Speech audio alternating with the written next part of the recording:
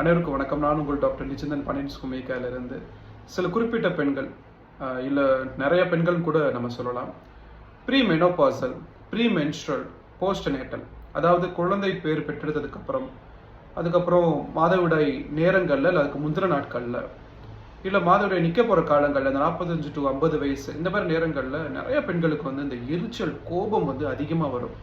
இதற்கு காரணம் என்ன அப்படின்னு கேட்டோம்னா ஹார்மோனல் இம்பேலன்சஸ் அப்படின்னு சொல்லுவாங்க. அதாவது ஹார்மோனோட ஏற்றத்தாழ்வு அதிகமாக இருக்கும், அதனால உங்களுக்கு கோபம் எரிச்சல்லாம் வருது அப்படின்னு சொல்லிட்டு போயிடுவாங்க. உணவு ஒரு முக்கியமான விஷயம் இந்த தொந்தரவுகளுக்கு.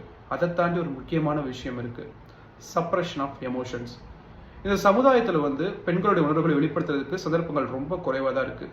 இந்த மாதிரி அதிகமாக இந்த மாதிரி நேரங்களில் அதிகமான கோபம் எரிச்சல் அடைகளுக்கு வந்து அவங்களுடைய கடந்த காலம், முக்கியமாக குழந்தை பருவத்தை எடுத்து பார்த்தோம் அப்படின்னா நம்ம சைல்ட்ஹுட் ட்ராமா, குழந்தை பருவத்தில் வந்து அப்பா அம்மா வந்து ரொம்ப ஸ்ட்ரிக்டான ஆட்களாக இருக்கலாம், ரொம்ப டாமினேட்டிங் டெண்டன்சி அவங்ககிட்ட இருக்கலாம். அதனால குழந்தை இதோட உணர்வுகளை வந்து கட்டுப்படுத்தி உள்ளுக்கே அமுக்க வைக்க ஆரம்பிச்சிடும்.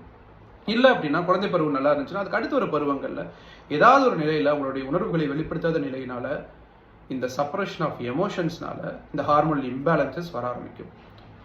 இதை வந்து சரி பண்ணுறதுக்கு ஹோமியோபதி மருத்துவங்களில் நிறைய மருந்துகள் இருக்குது. சைக்கோதெரபி மூலியமாகவும் இதை வந்து சரி பண்ண முடியும். அதை தாண்டி தன்னோட உணர்வுகளை வெளிப்படுத்தக்கூடிய சந்தர்ப்பத்தை நாம் உருவாக்கணும். இப்போ பெற்றோர்களாக இருந்தீங்க அப்படின்னா தன்னோட குழந்தைகளுக்கு வந்து உங்களோட உணர்வுகளை வெளிப்படுத்தக்கூடிய சந்தர்ப்பத்தை உருவாக்கி கொடுங்க. இல்லை நீங்களாகவே இருந்தீங்க அப்படின்னா உங்கள் உணர்வுகளை வெளிப்படுத்துங்க. ஹெல்த்தியான ஆரோக்கியமான வகைகளில் மட்டுமே சொல்கிறேன். ஸோ தெரியாதவங்களுக்கு இந்த குறிப்பை நீங்கள் பகிருங்க. நெக்ஸ்ட் ஒரு குறிப்பில் வேறு ஏதாவது விஷயங்கள், வேறு ஏதாவது தொந்தரவுகளை பற்றி தொடர்ந்து பார்ப்போம். நன்றி.